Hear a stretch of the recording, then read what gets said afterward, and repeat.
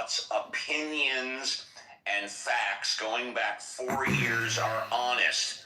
Unlike you, unfortunately, when you have been on the show and when you have communicated with me before, you have said one thing and then days, weeks, months, if not years later, you have said another.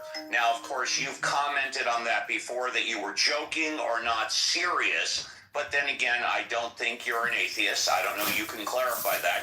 But the answer to your question, for me and only me, I am honest and sincere, unlike you. Back to you, Reverend Scott. Thank you for that, Uncle Stephen. Do any other atheist moderators want to comment about your communication priorities, or are you guys good? I'd like to, when someone says, like, God is the supreme intelligence, then why does the book say he created the earth and then the sun? That doesn't sound very intelligent. Maybe it's just not organized, Darryl. He's intelligent but not organized, disorganized. And as George Carlin reminded us, that very bad with money. He always needs money. He just loves you and has a plan for your life, but just can't manage money. Well, I want to reject what Steve said. I think I'm very honest, and I did, that's Steve's opinion about me. I would just say that my question dealt with intelligence. I think honesty and transparency are intelligence, so I agree with Steve in that respect, but I do not agree with his disparaging remarks about my honesty. I, don't appreciate that, Steve. And if you don't have anything nice to say about people, just don't say it. Didn't your mother ever teach you that? Well, what my mother and father did teach me is that if you're bold enough to answer the question, you ask the question, you should be ready to hear the answer. And I can produce multiple recordings of you saying one thing and then saying something completely the opposite. So when you tell me not to say anything disparaging, I'm speaking factually correct. Uncle Steve, like the young people say, you have receipts, you're saying. Yes. Oh, I see. I have receipts. They're facts, not opinions. Everything always a fact, never an opinion. Got it. Okay. No, I'll give it. I have my opinions, but the difference between me, you, and other people is that when I have an opinion, I say, this is my opinion, or this is my crystal ball. When I say something is a fact, it's a fact. And I have receipts where you say one thing, and then the very next day, the very next week, or the very next month, you comment on the same topic and say something different. I'm speaking factually. I have not given my opinion, John Candidate, or whatever the hell your name is. I have not given my opinion today whether or not I like you, dislike you, respect you, don't respect you. I have given factually correct information, and I have the receipts to back up my facts. Got it. Okay, well, thank you very little. All right, John, thank you for sharing. Good luck on the campaign trail. I want to go to my main and another Californian, David G. David G., welcome to the stage. Would you like a fresh five to tell us what's on your mind? No, I kind of caught the room after right when Norm was speaking about his new great mayor that's going to lead the city to greatness. Go Norm. I'm kidding. No, I think it's interesting optics having a guy like Mandami lead the city. We have. What up? Welcome to Uncle Steve's Clown World. What's up? Not much. What are you doing? I was trying to find Uncle Steve's Clown World, but I couldn't find it. Oh, you must be blocked. Thank you very little. Thank you very little. Yeah, I don't know. I mean, this app is a waste of time for losers. Well, okay, fine. What's that? I mean, I would say yes, but, not if you're using it and it's not using you, That's true. I mean, the one thing that Clubhouse has made me a very patient person. And if it's not my girlfriend and her stupid fucking bullshit, nothing pisses me off anymore. People don't get to me anymore. And that's nice. It's like, oh, really? Is that how you think? Oh, you're retarded. Have you seen the Sydney Sweeney interview? No. No? No. Have you heard the news about it? No. You haven't heard even the news about it. Mm-mm. So you're just totally checked out? So that's it? You're done? What are you talking about, bro? What is Sydney Sweeney the center of the fucking earth? What the fuck? I'm just joking. What? I posted a video in the chat that you might want to see. It's really the only video you need to see about the whole subject. It's all you need.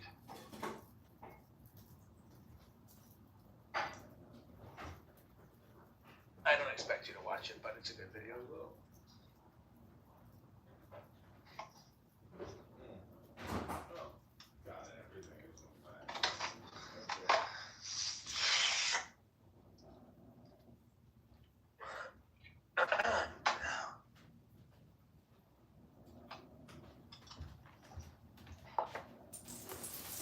Well, Uncle Steve has never read Marcus Aurelius, but Marcus wrote that life is opinion and that the universe is transformation.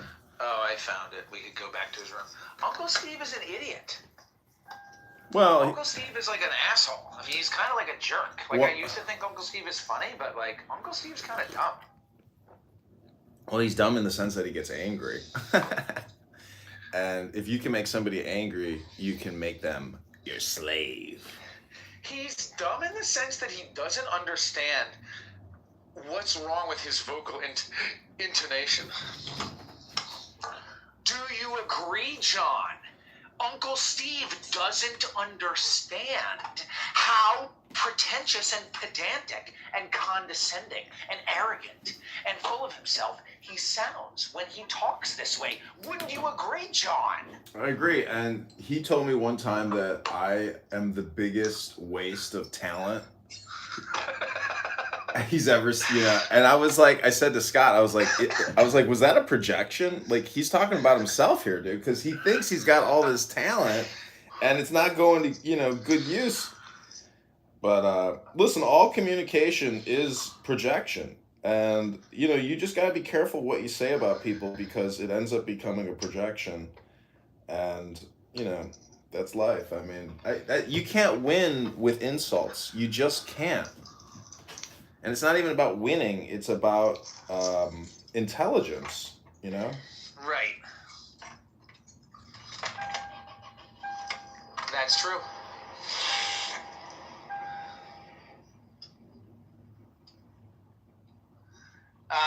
Well, I'm smoking a joint here. I've got a joint break. You're wasting it. You're wasting it. What, by smoking a joint? Without pairing it with a book. Oh, I see. And a camera. Well, I'm in between driving lessons here. Oh. Well, I got some really interesting books. I went on eBay and I just bought a bunch of quotations books because reading really good quotations is basically like wisdom ASMR. So yes. I'm going to start recording all these quotes and sayings and throwing those into YouTube, maybe one at a time or just, 60 seconds or 3 minutes. But I'm going to start doing a YouTube ASMR. YouTube, quotation videos. It's not like... That sounds good. Yeah, it's, Migzed made fun of me the other day. He's like, oh, so you fucking commit copyright infringement and you read other people's books. Wow. How is that copyright infringement? He's like trying to be so pure and austere where if like it's not original or you didn't create the intelligence, like you're basically stealing from somebody. And I was like, oh, you mean like reading a book? It's just everybody wants to be a hater. That's life. Welcome to life.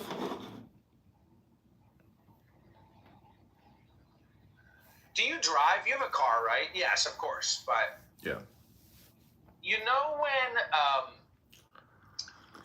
when you're going to make a left, you got to yield to the oncoming. Yeah.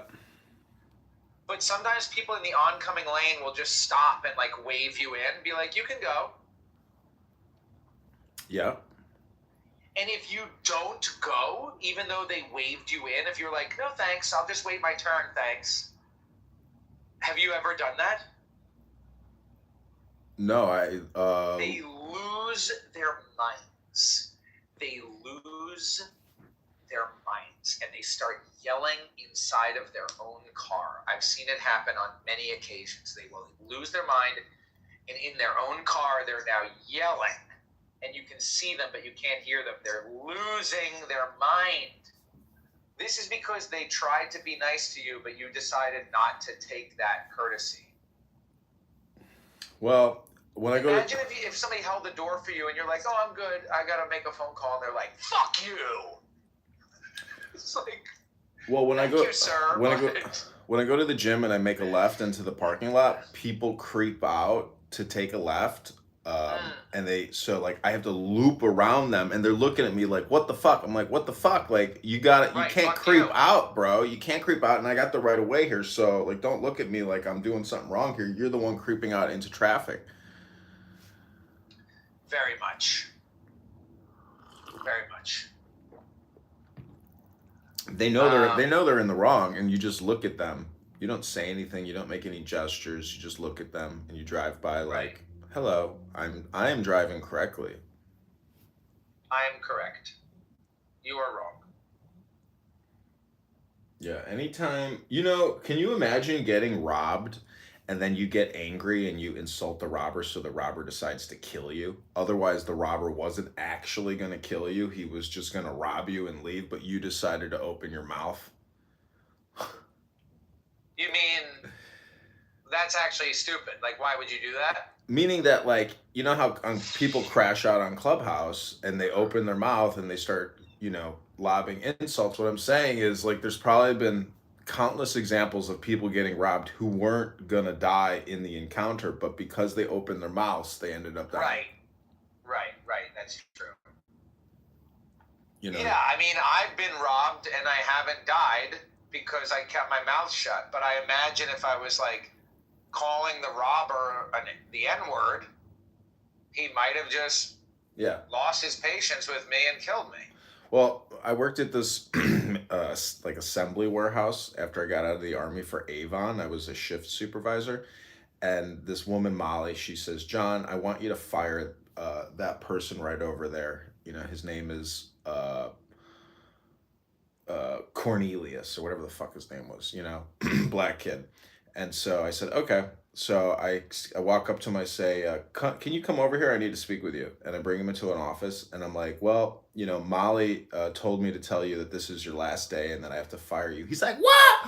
Why the fuck that bitch want to fire me?" And I was like, "Well, listen, what we're going to do is we're going to go in her office and you're going to apologize and say you're sorry for, not working hard enough." And so we for an hour, dude, we ran this kid through a script and he said, "I'm sorry, I'm gonna work 10 times as hard, and I apologize, for not wearing the gloves and looking at my cell phone and all this shit." So we literally, I said, "Don't say anything else. Just ask for forgiveness and say you're sorry, and just say what we told you to say." And so we go in the office. And she's like, "John, what the fuck are you doing? Why are you bringing him in my office? I told you to fire him. He's done. He's got to leave the facility." And I said, "Well, before he leaves, he wants to say something to you." And he goes, "Why the fuck you want to fire me, bitch?" Oh my God. I couldn't He didn't say believe anything it. else? That was it. He just he exploded on her. I thought you were gonna go off again and say more. Dude, You were gonna go off. shook my. Why, you bitch? I'm gonna fucking kill you, bitch. Bitch, I'll kill you today. I'm gonna kill you today, bitch. Couldn't believe it, dude. I was like, as I walked him out, I was like, "Bro, why did you do that, man? We told you not to say anything. We told you exactly what to say. The whole thing was a forgiveness act." I'm sorry, John. I just couldn't help myself, sir. I just see the white lady. I see a nice white lady. I just gotta say, fuck you, bitch. I'm gonna kill you, bitch. I'm sorry, John. I couldn't help myself. I'm sorry, sir. Couldn't believe it, bro. I was just like dumbfounded. I was like, dude, now you deserve to get fired because like you're a fucking idiot, and we worked with you for an hour, bro. You were trying to save him? We're trying to save him and his job. You know, trying to save his fucking job, dude. And the guy trying to help him out. Guy fucking just went. He turned his back on us, the people who like I was taking on. You know, she might have turned to you and been like, John, you're fired too. You're fired too, you dumb fuck. Exactly. I fucking told you to fire this guy, you idiot. You got hoodwinked by him. You fell for it, you moron. Dude, you know, that's life. It's like you stick your neck out for somebody and they just fucking dump on you, and you're like, bro, why? You're like, I didn't really care. I didn't really care to begin with, and fuck you too. And you're like, oh, fuck me. Okay, fuck you. Bye. Anyways, Steve Appel, like, this is his, you know, silver radio mic moment. A lot of people have always wanted to be that DJ, that host on the radio from their childhood. And, you know, this is people's nostalgia. In many ways, Clubhouse is nostalgia for people. Like Jay Braska, I think this whole thing is like, you know, their mic, their podcast. This is like, because of Joe Rogan and all these podcasts, and it's like people have spent so much time listening to podcasts now, they're like, you know, I'm doing that. This is my moment to try to do this. I mean, this is projection, but anyways, I'm sure that's part of it. Part of it. But it's not a podcast. It's a never-ending stream of retardation. It's different from a podcast.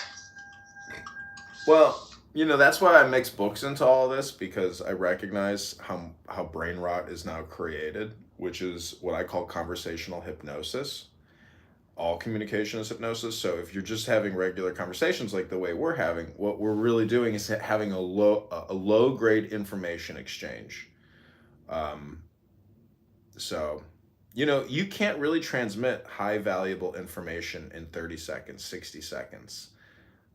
It takes longer than that, you know. So that's why this app is like brain rot exchange.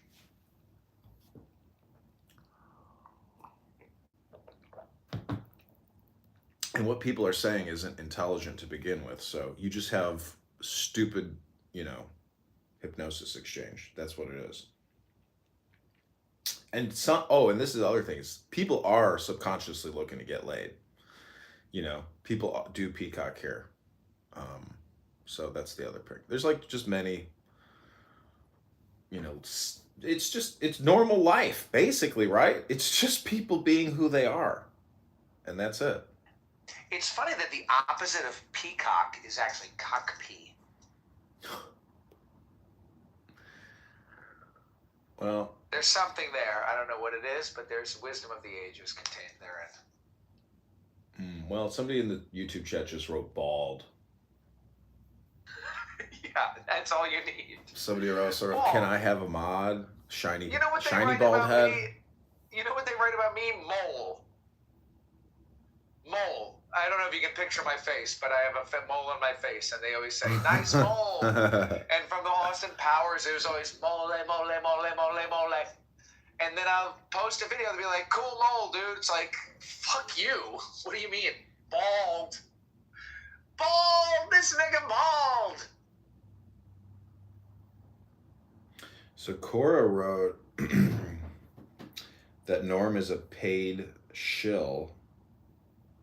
I wrote, your opinion is whack. And they have really been going on it for quite a minute now here. Damn. Yeah, Norm appears to be a paid shill. Cora, your opinion is whack. No, it's not. Blackwater tried to hire me to do the same sort of work around fracking in Pennsylvania. It's a real job. I'm just telling the truth, Cora. My pronunciation is quite right. Your lucrative truth, Norm, not the objective truth. Norm appears to be a paid shill. You're kidding, right? Nope. And no, I don't get paid for showing you that the emperor has no clothes. You have no clothes, Norm. Cora, your monotone seems to reflect that you are yourself an unenthusiastic shill. Norm, I'm autistic. My speech is flat naturally.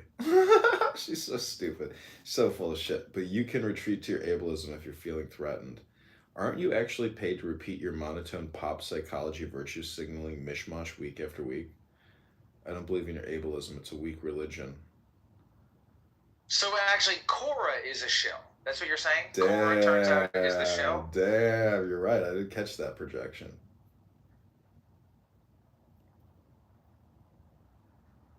That's like if Uncle Steve attacked you and he was like, John, you don't even make any money for your stupid time on Clubhouse.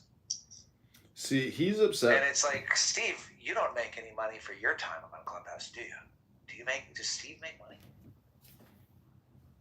So I told Steve, because he basically had like a man cave show kind of in the beginning, and I was like, Steve, we should try to sell your catalog to a hedge fund or a VC looking to get into podcasting. And I was showing him all these Spotify articles about how they're, expanding into and so I told him maybe we could sell your show, and obviously that never materialized because it's nobody's gonna buy shit. And so he says like I'm a liar and that I fed him a bunch of lies. It's just he's just good, You fed me a bunch of lies about how I was talented and people liked me. And once you got to know me and figured out that I was boring and pedantic and condescending and stupid and boring and stupid, then you stopped filling me up with hot air, John. How dare you, John? Why did you do that? Cora, it's ironic that you accuse Norm of doing what you were doing. So who's talking now? Ta Uma. Do you know who Ta Uma is? No. Oh, she's this really annoying Chinese woman. Listen to her voice. All right, and appreciate that. We're going to give you a first-class escort to the VIP. If I have one last wish for everybody that's within the sound of my voice, it's that as you travel these Clubhouse streets, when you speak and when you listen to other people, do your best to distinguish fact from opinion. You heard me speak earlier to the candidate, how I was saying, he specifically asked, when it comes to atheists, what do you value most in your communications? I specifically said I only speak for myself, but I value that I am sincere, consistent, and speak the truth. What is the truth? Well, when I give my opinion, it is not only my opinion, but is a consistent opinion, and I identify it as such. When I identify it as a fact, that means it should not be disputed. Otherwise, it's not a fact. That being said, let's say hello to Leroy. Leroy, good morning. Welcome back to the show. You have a fresh five. Good morning. Good morning, Steve. Thank you. I am truly grateful that I moved to New York City in 1977. And they're going on about Mom Donnie. So what, you're driving to the driver's driving course? Ken.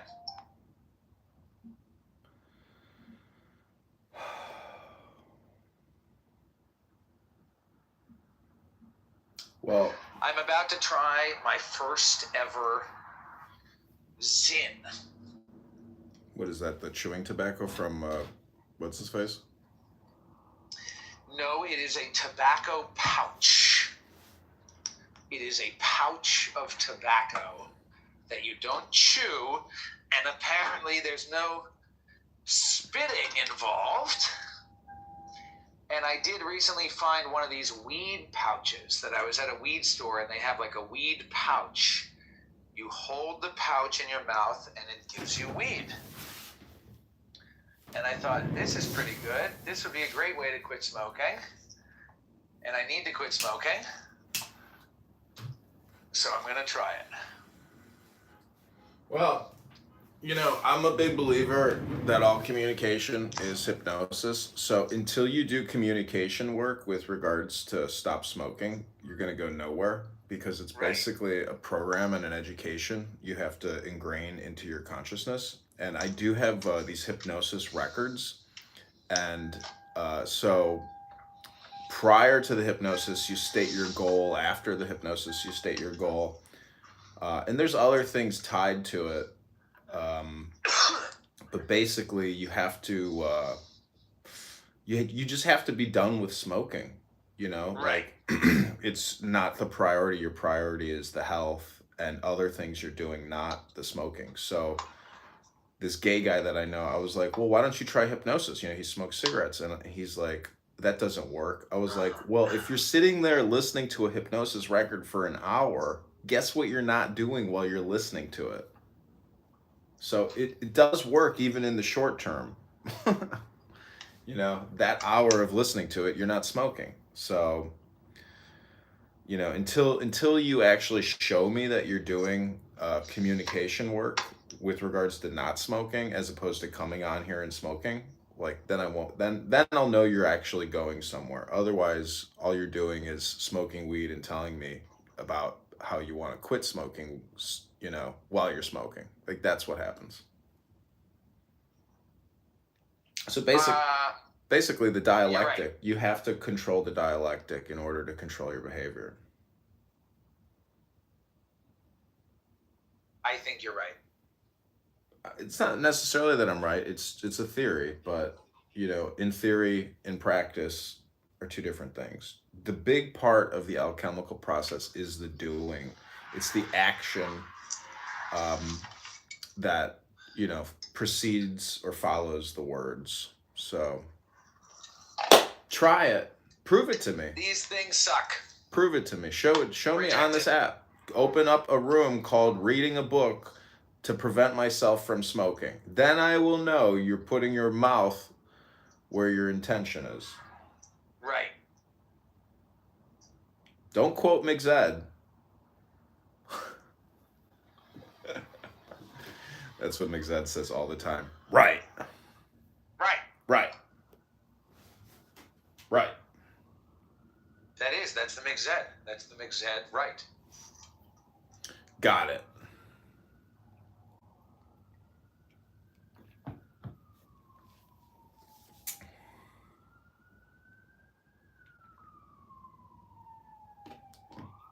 Coming down to the end, 13 minutes left. Don't invite anybody else up.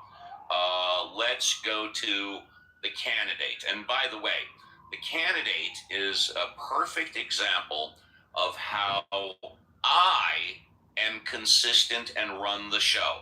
I've said it a gazillion times. I don't care if I like you. I don't care if I don't like you. I don't care if you agree with me or you disagree with me. As long as you're respectful, which the candidate is, he is more than welcome to come in the room and get his fresh five, which he already got. And now he gets his closing thought and burning desire. Candidate, would you like to say goodbye? Yeah, thanks, Steve. I think all of us on this app, consistently repattern ourselves into this app and all these relationships and communications exchanges we have. And I just want to read, for 60 seconds, some quotations from a book Yes, I and got. by the way, I've been consistent about this. Anybody is entitled to read for 60 seconds, and then if it takes more than that, you can read for 60 seconds. Go ahead. Okay, if you're given a choice between money and sex appeal, take the money. As you get older, the money will become your sex appeal. Nothing is more difficult and therefore more precious than to be able to decide. It is easier to find men who will volunteer to die than to find those who are willing to endure pain with patience. Errors of haste are seldom committed singly. The first time a man always does too much, and precisely on that account he commits a second error, and then he does too little. It isn't enough to talk about peace. One must believe in it, and it isn't enough to believe in it. One must work at it. Humility is no substitute for a good personality. What I don't like about office Christmas parties is looking for a job the next day. That's Phyllis Diller. America is an enormous frosted cupcake in the middle of millions of starving people. Gloria Steinem. A long habit of not thinking a thing wrong gives it a superficial appearance of being right. Thomas Paine. He that fights and runs away may turn and fight another day, but he that is in battle slain will never raise to fight again. That's Tacitus. So, we have 30 to 60 seconds to exchange information with each other. And I, just like reading books, because if I am in charge of my communication management, I mean, I just want high value intelligence, and therefore it becomes a book club. And that's my criticism of atheists, is that they're refusing to participate in a high value information exchange using books in a book club. I would just encourage you all. I have a house here on Clown House called Book Club. I read books every single morning of the week for about an hour, usually sacred spiritual texts, which deal with the self, which is really personal development and self-development and self-analysis or self-actualization. I like to consider myself as a self-actualization comedian or a self-actualization politician. And all I'm trying to say is that stillness, silence, peace, joy can be held and had by all, but you have to choose to create that sacred space for yourself of contentment through content. And this app is so full of neurotic thinking, compulsive thinking, never-ending thinking, that until you slow down and get into a quiet space, it is dialectic ASMR or neurolinguistic programming. That's my point. No one can prove there's a God. No one can touch, taste, feel, or smell unless you think everything is an extension of the God. The all. This phone, this conversation, the coffee in my mouth. It's, there's a Yiddish expression, alles ist Gott. All is God. And so if, as an atheist, you deny that sentiment that all is God, I don't know what ground you have to stand on. You call yourself a moral superior, you have moral superiority and just social justice virtue signaling on a whole range of topics, but yet you deny the existence of everything because you say there is no God.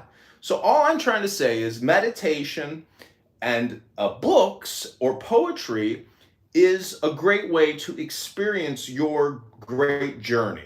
Thank you. I'm complete. I'm going to follow that up. Normally I would drop you as anybody else to the audience, but I'm going to follow that up with a couple of questions.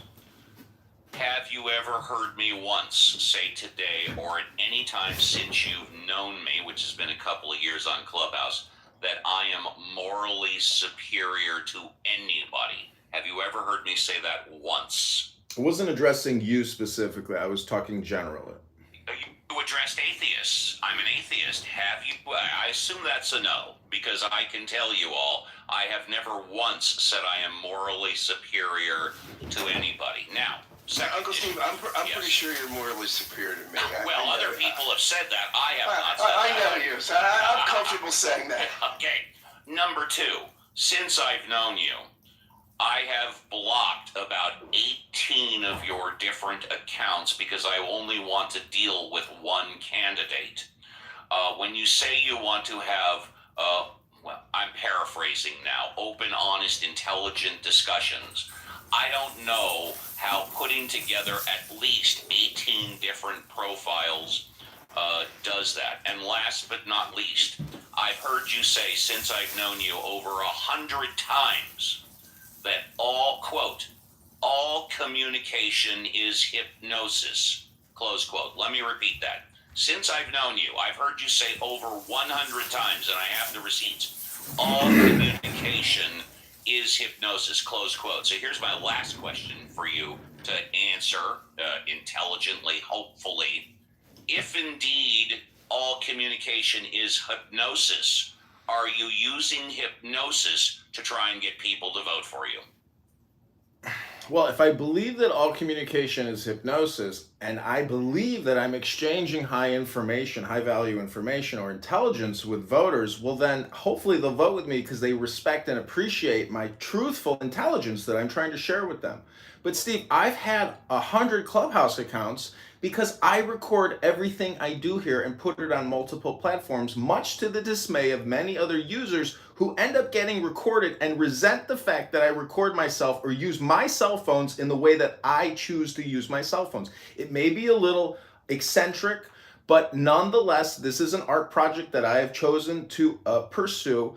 And all I can say is, Steve, you have created great content for me, so I appreciate that. And I appreciate you. And you run a professional room.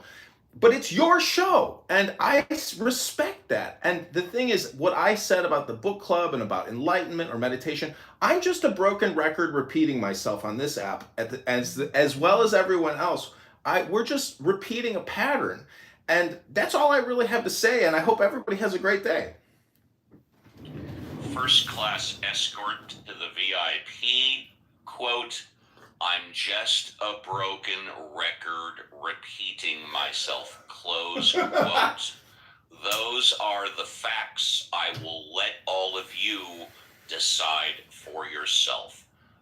Let's go. You know what? Andrew is here. I don't think Andrew has spoken yet. Andrew, please unmute. Have you spoken yet? No, I have not. You know what? We're going to go OT. Andrew, I'm going to give you a fresh five, my friend and neighbor to the north. Good morning, Andrew. It's a pleasure to see you back on the show, everybody. We're going to go OT. Andrew, what would you like to talk about? Well, I had a few things, but many of them have gone away. I just want to comment a little bit about some of the things that I've heard this morning. In regards to your shutdown, I really sympathize with the American people that are suffering. And I think maybe you might want to consider changing your form of government from the Republican format, which you have now, that your founding fathers passed on to you, to more of the Westminster-style parliamentary system that we have here in Canada and the United Kingdom. For one reason, and this is the reason, this kind of thing that you are experiencing in the United States does not happen here. It cannot happen here.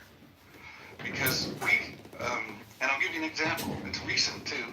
Justin Trudeau was our Prime Minister not more than 9 months ago. He hadn't passed a budget since spring of 2024, so we're talking 18 months. But the government continues on. I don't need permissions. Generally, we expect a budget in the spring. That didn't happen. We had an election. So then we expected maybe the Carney government would put out a budget. They didn't. They just did I the don't other have day. permissions to use So my we're cell talking 18 phones. months. But things don't shut down. People aren't, losing programs, losing benefits. We're just waiting until a budget is passed. So that budget was tabled in the House of Commons. Now, the Liberal government, as we have now in Canada, is a minority government, which means they don't have enough seats by themselves to pass any legislation whatsoever. It has to go to the House of Commons and it's voted on. If they do not get that legislation passed, that's considered a non-confidence vote, and we would go to an election because the House has no confidence in the ruling or the party that has the most seats. And I'm going to interrupt you very quickly. In your country, you vote for parties. You do not vote for individuals. Please continue. Well, that's not quite true. Oh, I thought it was. I apologize. I must be wrong. Sorry about that. Go ahead. Well, you vote for parties too. No, that's not true. In our general election, it doesn't matter what party we vote for. We vote for an individual. Yeah, Go ahead. so do I. Oh, okay. I have a constituency here, and there's 3, 4, 5, 6 candidates running. I vote for one of those candidates. If they're a conservative and I'm not a conservative, I'm not going to vote for the conservative candidate unless he's got some really, really strong local policies that are going to affect me here personally. But and then those are political, calculations that people make every day during an election, who they're going to vote for. So no, we vote for an individual, and that party then, if he's a conservative, he takes that to the House of Commons and sits as a conservative with the rest of them. But so we don't shut down. Our government continues on. There's continuity, and then we just wait to see when the next election's going to be. So, as I said, we just had a budget that was tabled, and it slightly passed because I don't think anybody wants to go to an election right now. We just had one, so there's a political calculation that people are making. In terms of Mount Danny, I think this is really, it's going to be a disrupting force, but I think it's probably a force for good because the affordability crisis, we have it here too. We have it in most places, I think, around the world. You look, at least in the Western world, there's an affordability crisis. And things are out of reach. They're not just like, you got to work hard to get them. They're out of reach for most people, especially the young. They don't. I mean, they're walking into a situation that their parents didn't and their grandparents didn't walk into. They had a chance. I think the chances are very, very slim now for most young people. And so, what alternative do you have? This is a repudiation of unbridled capitalism with a 1% totally filthy rich and the rest of us struggling to scrape by. And as long as that continues, you're going to eventually, and I told this to my sister many, many, many years ago. I said, there's a revolution coming. I don't know when, I don't know how it'll be, but I think we're seeing some of that now. There's a revolution against this oligarchy, whatever you want to call it, where people have just such an enormous sick wealth, and the rest of us are just struggling. And my final word is, I had a great experience last night, tremendously nervous. My football team was in the Western Final to go to the Grey Cup.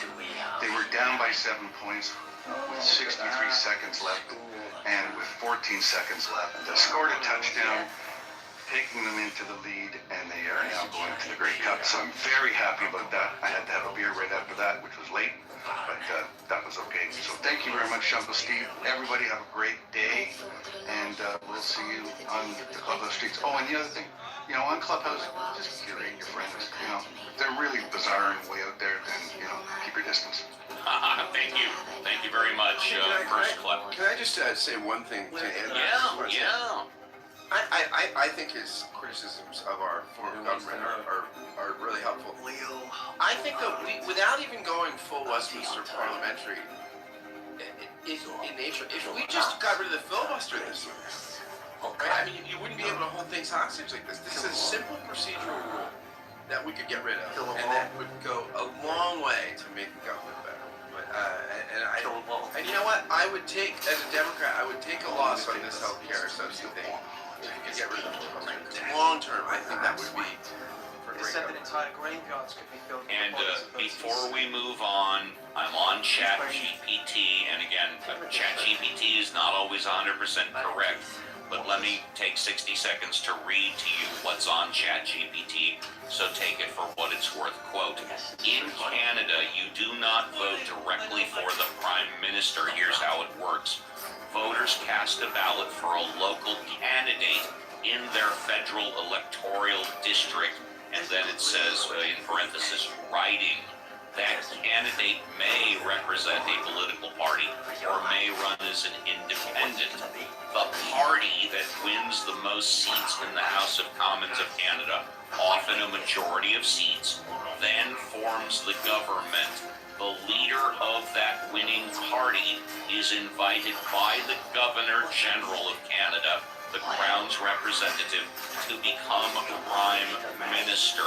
So in short, you vote for an individual candidate in your riding, but the decision about who becomes Prime Minister is indirectly based on which party gets the most seats, who leads that party. Again, I would never disagree with Andrew. Andrew comes on, he's a friend of the show, a neighbor to the north. He clearly knows a hell of a lot more about Canada and the politics than I do. I'm just repeating what ChatGPT says, so take it for what it's worth. Let's go to David. David, would you like to say goodbye? Well, I just wanted to. While I was listening and hanging out, I was going through my New York Times Sunday edition today, and there was an advertisement taken out on page 16 by the general manager of strategic think tank in Amman, Jordan, a gentleman by the name of Hazem Salim Damor, and he's calling out the White House for hosting the president of Syria tomorrow, where billions of dollars in rebuilding contracts are going to be probably entered into. He frames this gentleman as this new president that Trump, basically has embraced as being on par with Bin Laden. Hopefully, when he's in the White House, he doesn't pass out on the White House floor like that other person from the medical industry did a couple of days ago. But please continue. Well, no, I'm pointing out this advertisement because we're attacking Mondami pretty severely, and yet he's an American. He was schooled here. He's now been elected to arguably one of the most important cities in the world. And, we're creating common cause and giving, he was on the terrorist list as of July of this year. So anyway, I think if we can give this guy some grace and say, hey, we can help rebuild your nation, and you're not going to turn your guns on us or the state of Israel and our friends, I don't think Mondami rises to the level of what this guy was and what he represented as an enemy of us. And the terrorists told that he exactly running the show over there. So anyway, I just wanted to point that out. I don't know how it adds to the room or not adds to the room, but. And then also recall the business dealings that Trump entered into with Qatar. I'm gonna give you 30 seconds because we're I'm gonna right here.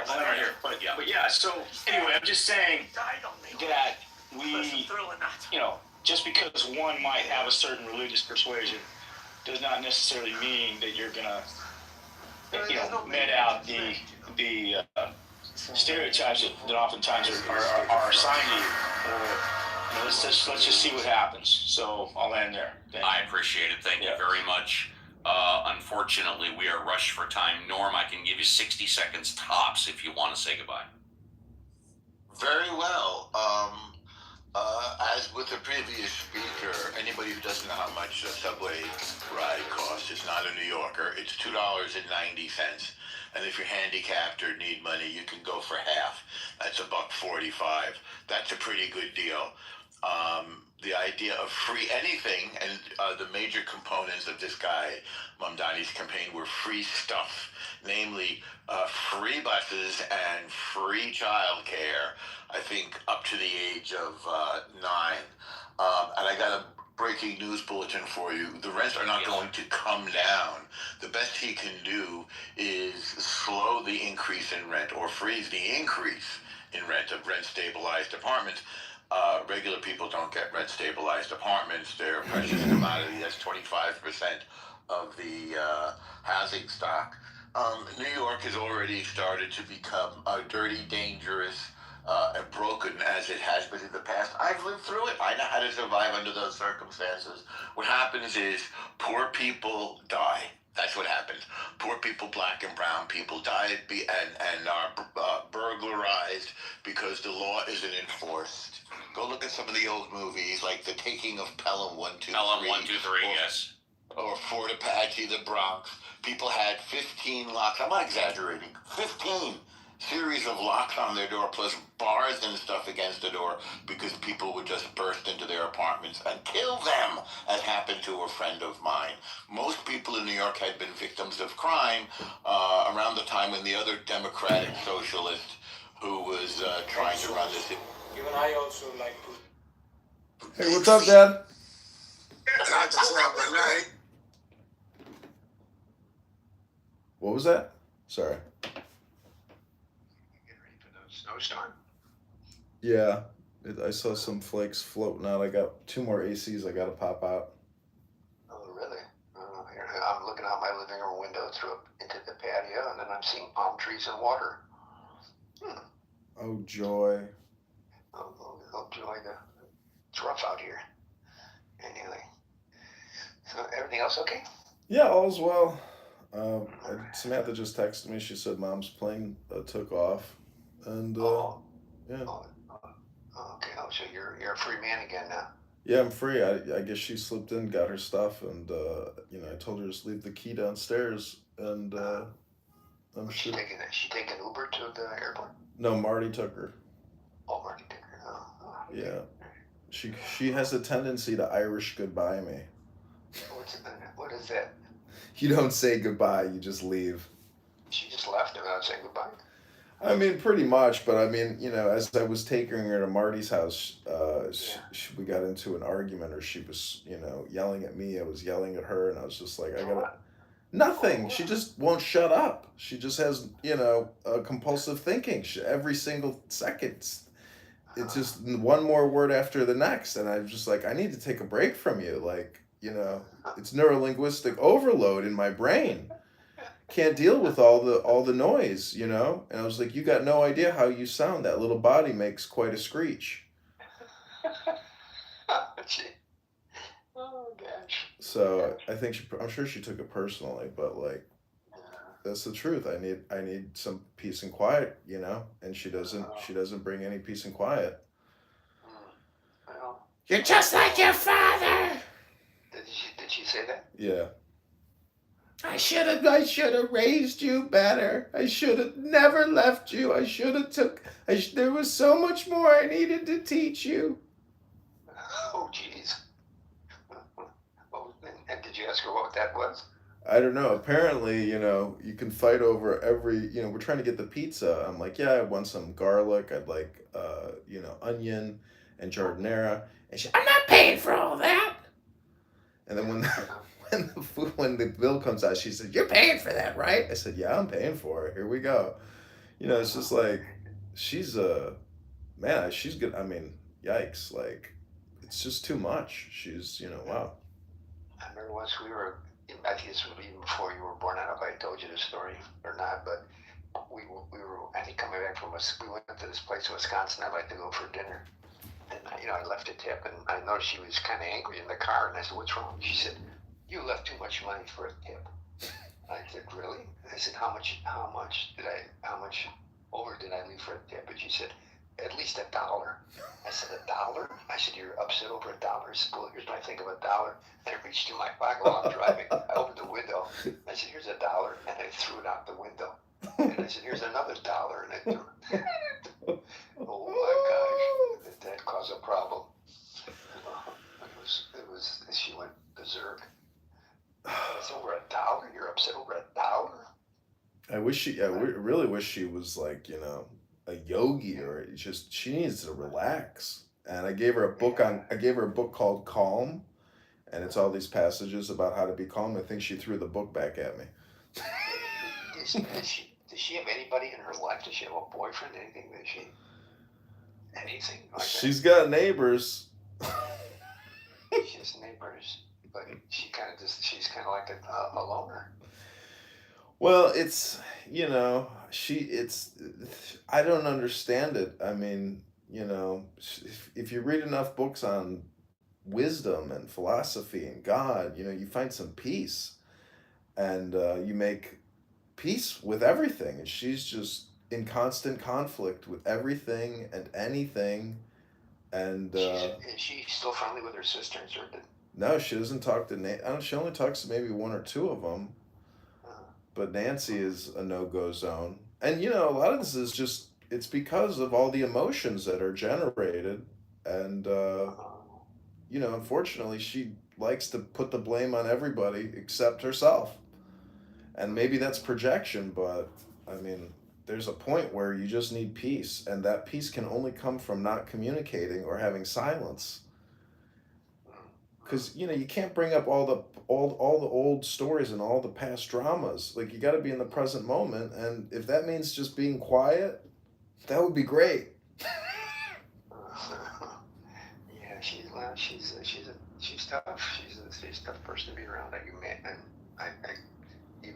As I remember, it's been so. It's funny when you've been divorced a long time, John. It's like that person never really existed. You wonder, it's like a dream. I can't even imagine myself, in those years. So time goes by. Well, I'm her son, and I get the feeling she wants to use me as a companion. And oh, really? Yeah, meaning that like I thought she was more in tune with Samantha than anybody, really. Well, Samantha has, her relationship. I have my relationship, but the thing is, it's like, I can't force anybody to be anything. All I can do is try to control my environment. And if that means, shutting the door and saying, I'll call you, don't call me, but here's a key, Like, I need some alone time. I mean, the thing is, she can't sit still. And next thing I know, she's done this and she's done that. And now she's left me with more work that I wouldn't have done, unless she showed up and decided to pop those tiles out of the wall. Oh, thanks. Things like that, where she just pulls out a knife, a butter knife, and starts carving away. And you're like, what the F are you doing? I didn't ask you to do this. Can you sit still on your hands? What's wrong with you? Yeah, I guess she has to be doing something. Yeah. She needs to, read a book like everybody else and stretch your body and have a bite to eat. I mean, it's not complicated to not cause conflict. Just be a pleasant guest. She's the kind of person. I don't think she knows how to have fun. Well, fun might cost $5.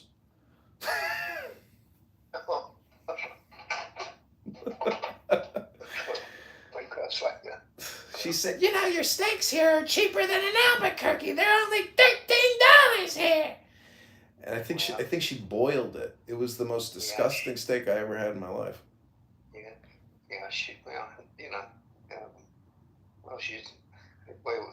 You have to admit we were complete opposites, weren't we?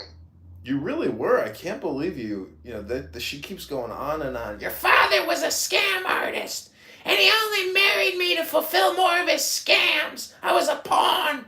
I was his patsy. And I'm like, she really, really. I mean, She was such a patsy, but she ended up taking the fruit from the.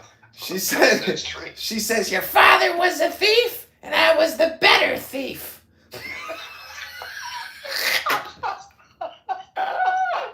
I was like, so you admit? I was like, because, you should have heard all the shit. I'm just like, I told her, I was like, I can't believe in 2025, I'm 42, and you're bringing all this up, as if, like, you haven't let it go. And, boy, did she just have a real, sour grape in her. And her face is always snarled. And I'm just like, why when we are together, why can't we just have, peace and happiness? And, my life isn't perfect, but why can't we just have a nice time together? Why is it so emotionally, like a migraine? It's crazy. Did she purposely bring up all this stuff when you were out of the blue? Yeah, we drove, from Springfield back to Chicago, and she can't stop using her hands, and she keeps flinging her hands in front of my face while I'm driving. And I said, stop putting your hands in front of my face while I'm driving. Just sit on your hands if you have to. You don't have to have a conversation with your hands. And she couldn't stop. And eventually I had to give up because she has to talk with her hands. And I was just like, it was 4 hours of her yapping, and it was intense. I mean, woof. She doesn't sound too happy, I guess. But, that's something everybody has to, if she's unhappy, it's really up to her. She's not unhappy.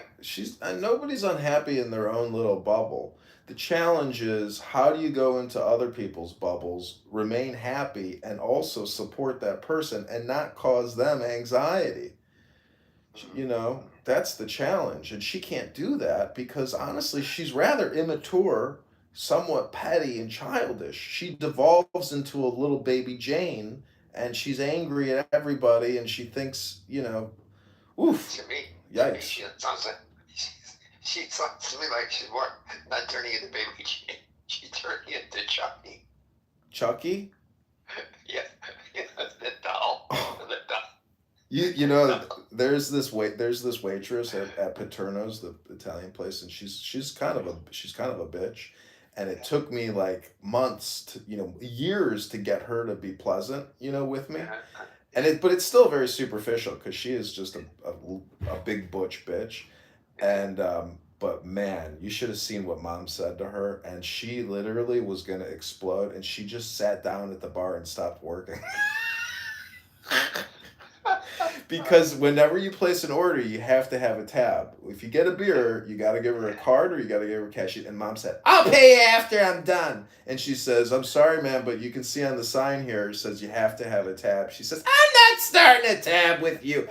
I was like, and she looks at me, the bartender looks at me, and I was just like, I shook my head and I said, I just, and she kept whacking me in the arm and saying, look at me, look at me, look at me, look at me. And I was just like looking at the TV, watching sports, and I was just like, now I know why men watch sports, because their wives are just yapping and they're so obnoxious.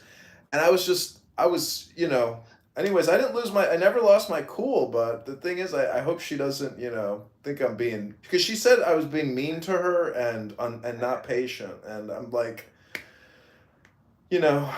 just trying to breathe over here. Can I get a breath? Yeah, she's kind of a Karen, I guess, really, isn't she? 100%. She got everybody fired at the gym. She wrote this long letter. She said, when I walk into that gym, I feel like I fucking own the place. Jeez. And she's tough. Not, bringing up old stories, but now you know this story about the time I went to a party and I dragged her out of the party by her hair. Yeah. I mean, she had to be the center of attention, and it was just unbelievable. Yeah. And I was in another room, and so he said, you better get your wife out there before you kick her ass. I said, jeez. Holy shit. She was like that. But she wasn't like that all the time. When I first met her, she wasn't like that all the time. I don't know what happened. It just, I guess, she had a tough family life, really, if you think about it. Her mother's as cold as ice. Yeah. That's really what it is. It's her conditioning, and she's just, she is the updated Vivian. Yeah, that's what it reminds me of. It is. Yeah, it's tough. Well, you got through it in good fashion anyway, I guess so. Well, I think I've learned my lesson, meaning that avoidance at all costs is the wiser side of virtue, because there's no winning with her. And it's funny because the way that her and I interact is the way that her and her mother interact, meaning that, just avoid, because she really dislikes Vivian, really dislikes Vivian. I mean, there's a lot of anger, a lot of dislike there.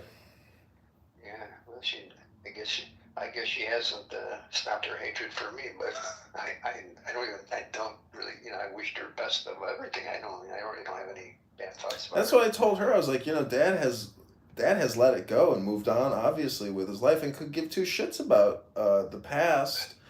Not that he's not, sorry, or, it's just he's moved on. And she's like, yeah, I know. Yeah, it's been a long time. I can't, John, the other day I was thinking, I can't believe that I've been retired since I was 63 from the police department. I can't believe it's been so many years since I just retired from the police department.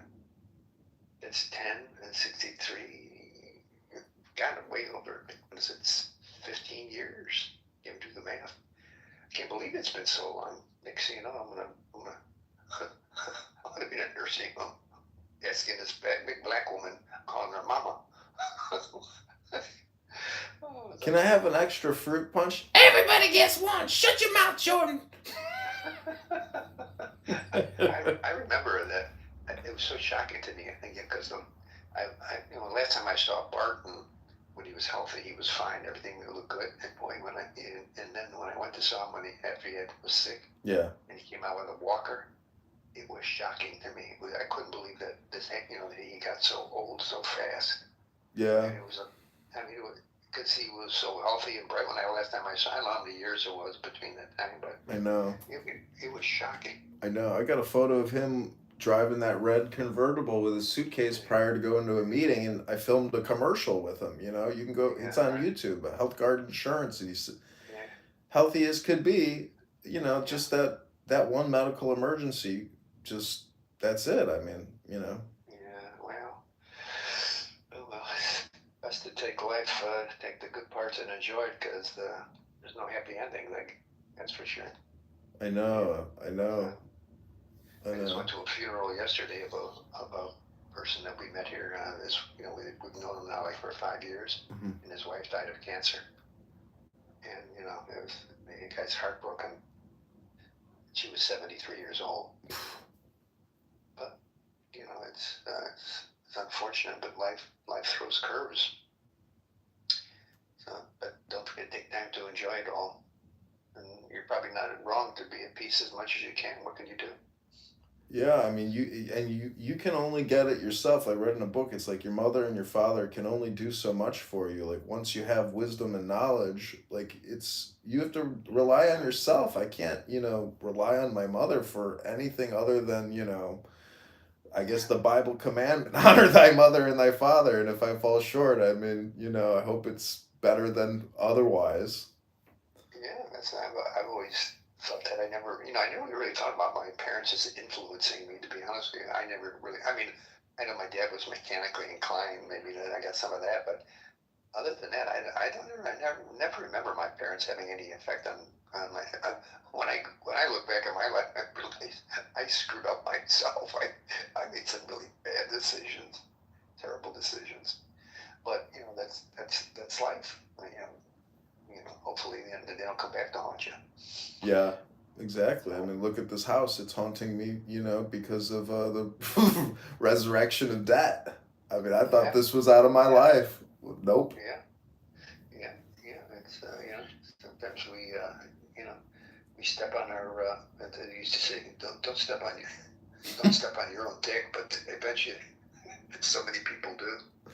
Look out for number one. Don't step in number two. Number two, yeah. Great.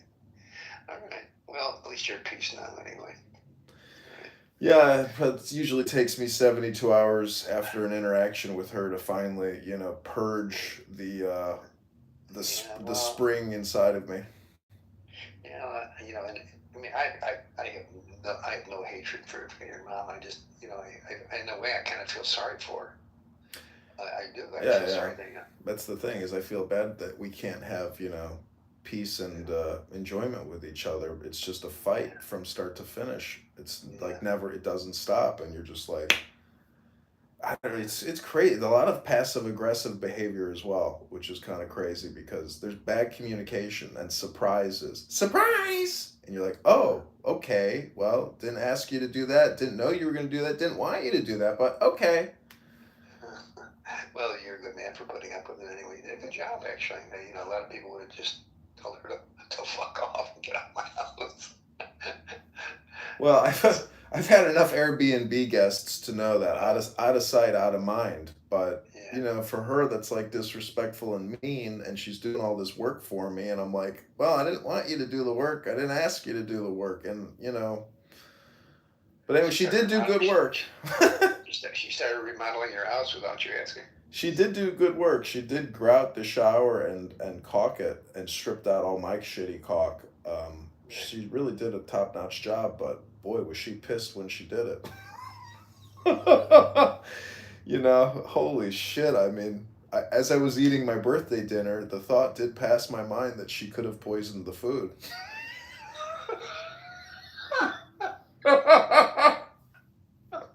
I'm not kidding you. That thought really did actually go through my mind, and I'm like thinking to myself, stop thinking, just stop thinking.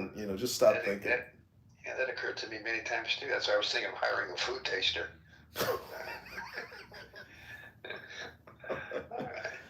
All right. Well, have a great day. Good chat with you. Be careful. Don't slip and fall in snowy weather again and stuff. Oh no, I'm used to it. I got my ice bucket ready to go. I mean, my salt bucket. Okay. All right. Well, be careful. Okay. Love you. Talk to you soon. Okay. Talk to you soon. Bye. Bye. Thank you so much. Even I also. That's the truth. That's not opinions. Those are facts, right? Everything is an opinion. Oh boy. What a world. What a life.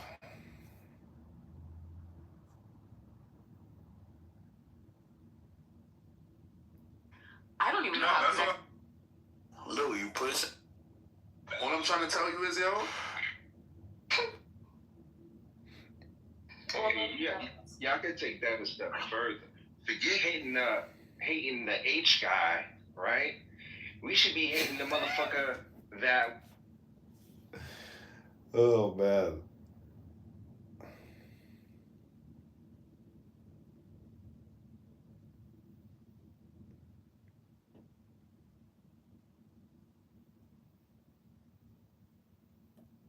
Okay, this is the John Kitover Candidate Congressman podcast.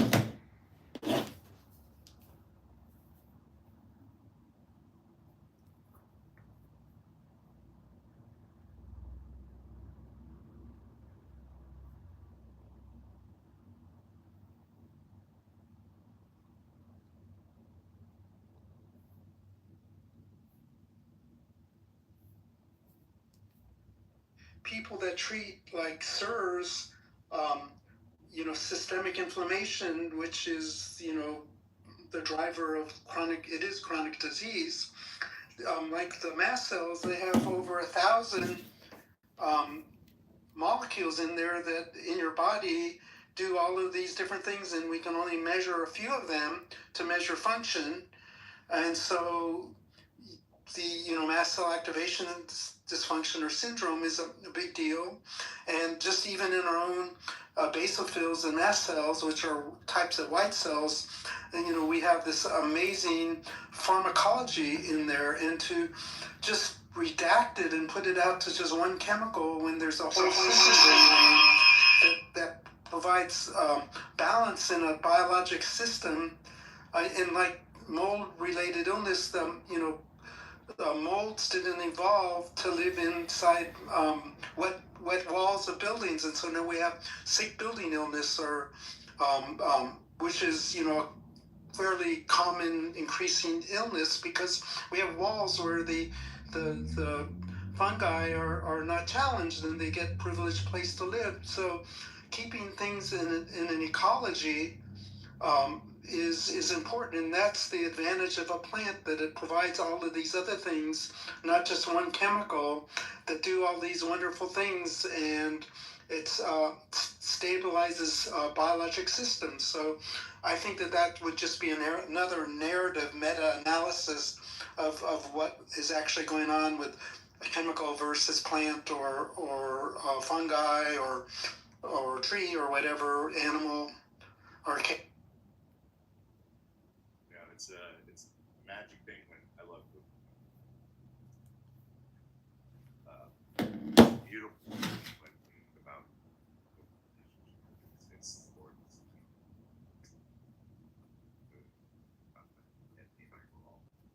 when we look at her specifically, that broad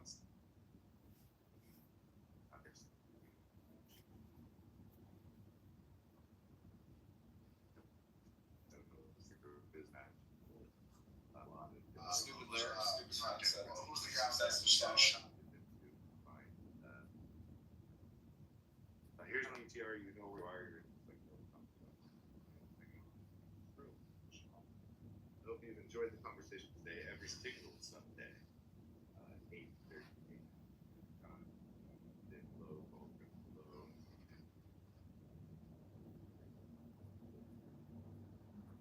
We're always here every Sunday. John,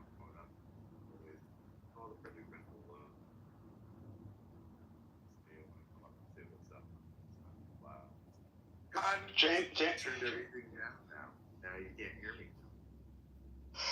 Can't hear me at all? Is this better if I get my face right to the microphone? Can you hear me? did you find her? Maybe so. Alright. What I did wrong there. Hold on.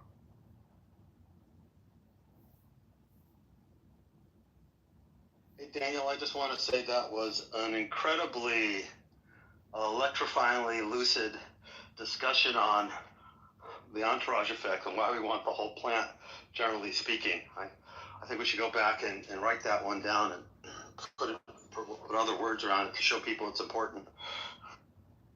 And I have an addition for you, particularly Jordan, that I've been wanting to tell you, that in terms of your book and your process, randomized clinical trials were designed to make patents.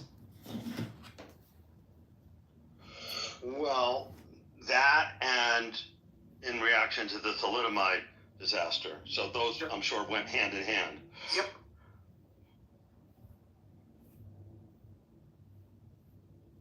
I would just think that if I was going to be microdosing ibogaine, which is something I'd be open to exploring at some point in the future, I would want it to be from an extract of the whole substance and not a very tiny amount of ibogaine. I am not. I'm drenched in the flood, which is yet to come. I'm tied up in the prison, which has yet to exist.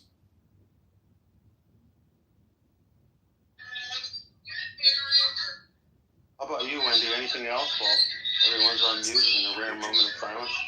There's James. Well, James is gone again. Are you hearing me now? James, you're in and out, dude. The conversation's interesting. After I finish up my synthetic mescaline protocol development, I'm actually working on an iboga microdose protocol. So this is good for me to learn about. Do you have an answer to my question, Wendy, about if you took what would be the equivalent of a microdose, functionally as we define in terms of classic psychedelics, is there a chance that could go on for 2 days because of the way iboga or ibogaine is, or would that only really happen for people who are taking full doses? I personally believe that that period that extends outward is longer. So, like the second day effect, as James calls it, we'll probably need more on the third day. So from the preliminary research that I've been doing, like collecting stories from people on their experiences, just to get a starting point for some stuff. Most of them do it every few days, every 3 days, and because they don't feel the need to do it every day. And you don't need to kick the potter's wheel as often. Those processes are already all going. Well, that was really interesting also about the non-competitive binder. I want to read up more on that. Yeah. From my microdosing with Amanita, I always find that it seems to stick longer than most of the other ones that I work with. And I feel like it's that same type of concept when you're in that particular space. Because ketamine can be sticky. Is it because they're both glutamate related? Yeah, it's the glutamate and choline. So you need both glutamate and acetylcholine for memories and to capture information. So glutamate and choline are responsible are indicative of your attention. I know that sounds a little arbitrary the way I said that right there, but when your attention is on something and it's increased intention, you increase glutamine and acetylcholine. If there's more emotional content, it'll be more, it will increase the acetylcholine, and together those bind in order to have, to think differently. So you can pay attention to the things that are in your life and have a new thought. Cupid's Ivy Run. For the most part, you drive down the street and there's not a whole bunch of glutamate and acetylcholine for a street you've traveled down, 15 times, but if something out of the ordinary happens, there will be an increase in glutamate and acetylcholine for you to capture that information and then think differently about it. So back with this, with the iboga, there is, especially with the opioid receptors, because opioid increases, I don't remember. I don't want to say this off the top of my head, but there's two receptors that are on iboga that increase both glutamate and acetylcholine. I just don't remember which one, but I know the opioid plays a part in that as well. So anytime you tickle the opioid receptors, you're increasing. Do you remember, Daniel, if it's glutamate or acetylcholine? Or does anyone know? Oh, Wendy, talk neurochemistry to me. I love it.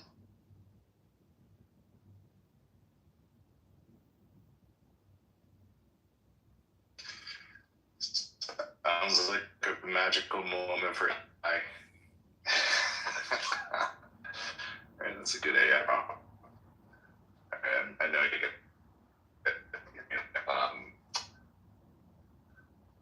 This is a fascinating conversation.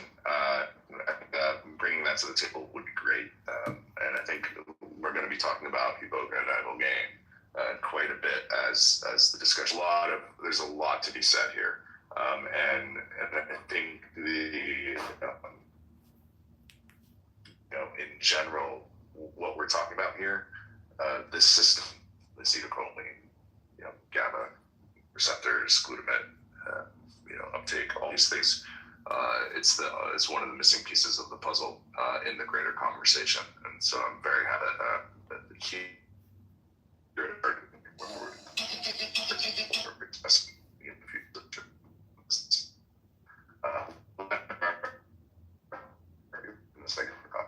James up on top, hanging out in the East.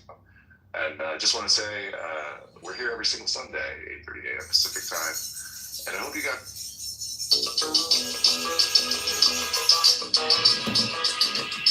Thank you, James. Damn, bro, can't put on a show.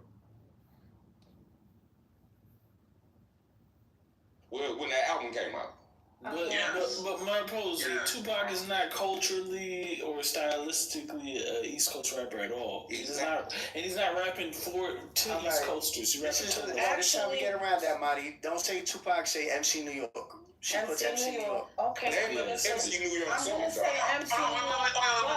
But before he died, if y'all that we're the only people alive who have the ability to change things. We have capacity, but we also remember the old world.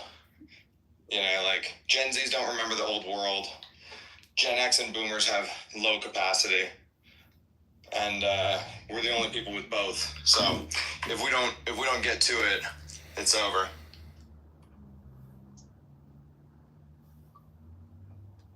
It really scares me what people who were like 7 to 12 who grew up